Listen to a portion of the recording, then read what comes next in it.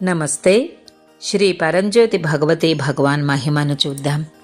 Dubai నుండి పూజా గారి పరంజ్యోతి సాక్షాత్కార అనుభవం ఇది. నాకు జరిగిన ఒక అద్భుత విషయాన్ని నేను పంచుకుంటున్నాను. నేను ఇప్పటికీ అదే అనుభవ స్థితిలోనే ఉన్నాను. నేను ఈరోజు ప్రాణాయామం చేసినప్పుడు మూలమంత్రాన్ని జపించటం ప్రారంభించాను. సాధారణంగా నేను తెల్లవారుజామున 4 గంటలకు మూలమంత్ర జపం చేస్తాను. ఈరోజు అలా చేయలేకపోయాను. ప్రాణాయామం చేస్తున్నప్పుడు మంత్రజపం వినాలని అనుకున్నాను.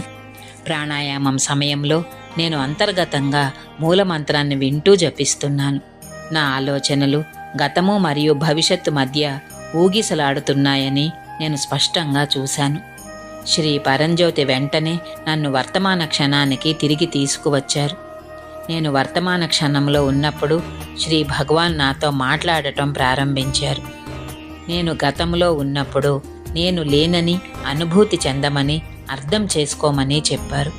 నేను వర్తమానంలో ఉన్నప్పుడు మాత్రమే నేను బ్రతికి ఉన్నాను. ఆయన నా శ్వాసను అనుభూతి చెందేలా చేశారు. నా హృదయం కృతజ్ఞతతో నిండిపోయింది. నేను దుఃఖాన్ని ఆపుకోలేకపోయాను. వర్తమానంలో ఏమి ఉందో, జాగృతి అంటే ఏమిటో నాకు తెలియజెప్పి అనుభవించేలా చేసినందుకు నేను ప్రియ దైవానికి కృతజ్ఞతలు తెలుపుతున్నాను. శ్రీ పరంజ్యోతి భగవతి భగవాన్ నాకు జాగృతి అంటే వర్తమాన క్షణంలో ఉండటం అని, తన స్వంత శ్వాసను అనుభవించినప్పుడు మాత్రమే అది సాధ్యమని చెప్పారు. నాకు తెలియకుండానే చాలాసేపు ఏడ్చాను. ఆపై అది చాలా అందంగా మారింది. నేను చూస్తున్న కాంతి చాలా అందంగా ఉంది.